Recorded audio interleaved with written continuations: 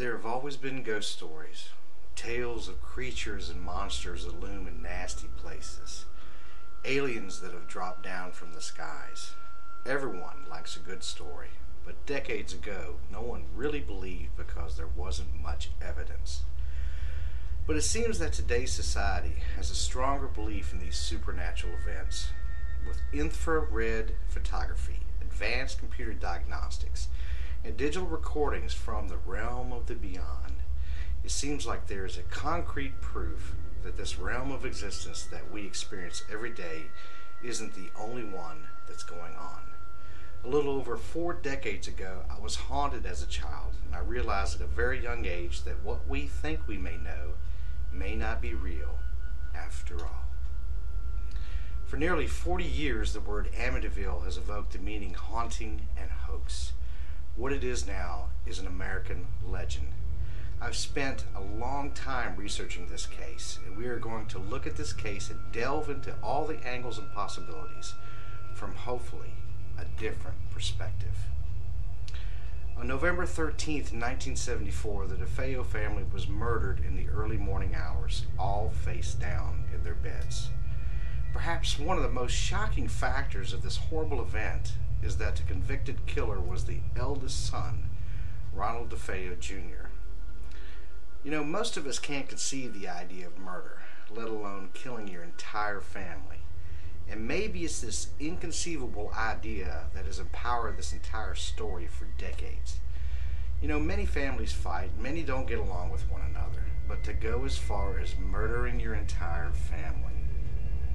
Many have concluded that it was a drug-induced frenzy of a young man disturbed, and Ronald DeFeo Jr. confessed to the killing or killings shortly after he was questioned by the police. At first he claimed that it was a type of mafioso type of a hit, and then later claimed that his sister Dawn had done the deed herself. Later in court proceedings, he claimed he heard the voice of a demon telling him to do it. And the DeFeo family had their problems, and neighbors claimed to hear the fighting inside the home. And it was said that a lot of money scams were going on inside the family-owned Buick dealership. But was their internal conflict so bad as to turn to murder? The question was why? Why go that far? And did anyone or anything influence Ronald DeFeo Jr.? You know, a little over 1 year later, a new family moved into the Dutch Colonial located on 112 Ocean Avenue. The home had lain vacant and had been on the market, but many passed over the house because, you know, people had been murdered. And it had a horrific past. And George and Kathy Lutz were recently married and were looking for a fresh start. They were in fact informed of the home's past, but after discussion and the low asking price, they indeed accepted. But George did explain that buying the house wasn't a snap decision, that he and Kathy had returned to the home on more than one occasion and really looked at it, and they really thought about it. And many have, really called the haunting or the supernatural events that plagued the Lutzes just a downright hoax. And George was actually in decent financial shape when they moved into the Amityville house. Many claimed he couldn't pay for it, and that's why he moved out. But Kathy and he had just sold their homes independently, and they had no trouble getting a mortgage for the home.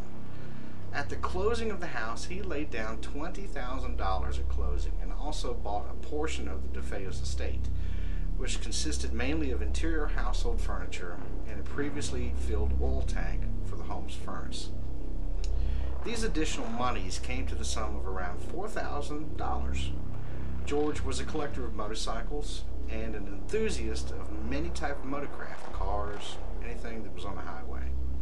He had been a volunteer Marine and also an aircraft controller, and he was thought to be very intelligent and was a master martial artist.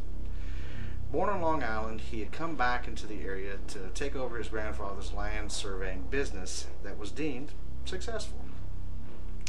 On the first day of moving in, Harry, the family dog, jumped over the fence, where his leash was too short and he'd hung himself. The dog was rescued, but of course, it was a strange event. Then George's friend, a priest, Ray Puccarero, came to the house while the Lutzes were in the midst of unpacking. He allowed himself into the house, began the prayers of the Catholic blessing, and upon going into the upstairs sewing room, got a strange cold feeling, whereupon he claimed he was told to get out by an unseen force, and then he had his face slapped. This all happened within the first few hours of moving in. As time passed, Kathy began to smell a lingering perfume at odd times in the house, and George began to feel a sense of isolation and felt as if his personality was changing. He had begun to feel moody and out of sorts, going as far as to snapping at the kids and starting arguments with Kathy. He had also had the sensation of always being cold. As the weeks turned in, this compulsion just constantly went on with the fire. He claimed his personal hygiene changed. He stopped eating on a normal basis, and that he felt as if he were coming down with the flu or cold all the time. Their normal outgoing nature basically disappeared. George claimed that they normally went out, but since their arrival, they just didn't want to leave the house. And Kathy claimed that Missy, their youngest daughter, began to ask her if angels could talk. And then, George's compulsions grew and continued. He often woke in the early morning hours, not exactly the 3:15 a.m. as the Hollywood versions point out, but most often on a nightly basis, to check on the kids and to go out into the boathouse for no apparent reason. It had also grown into a compulsion. Once he woke and heard what he thought was a clock radio that had come on playing orchestra music.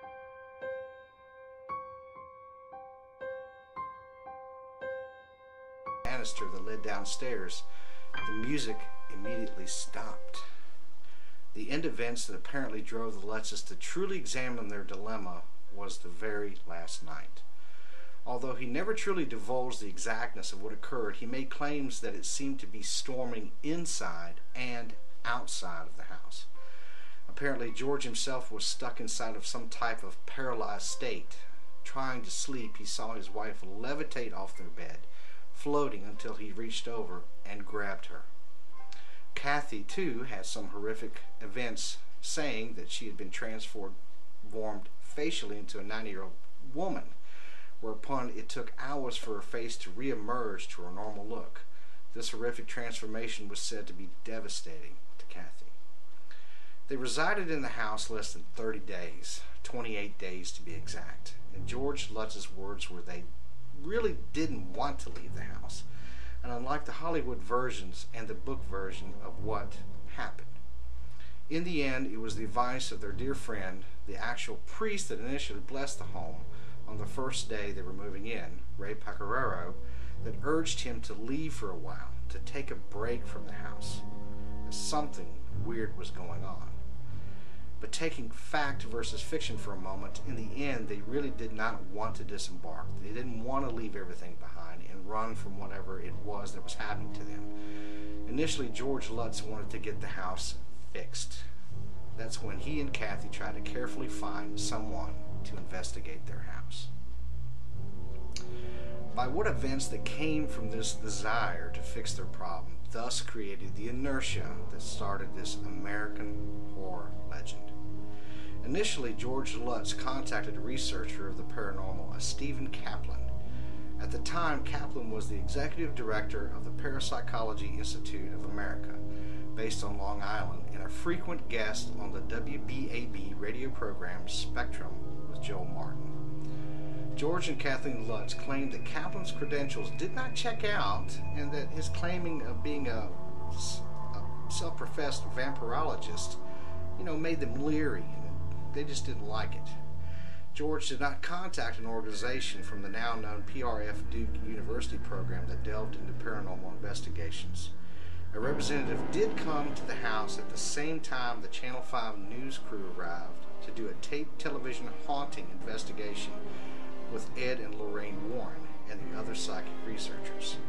The researcher from PRF Duke was not pleased with the circumstance created at the time and could not investigate, but did sit in during the seance. No further involvement continued under the PRF Duke research team.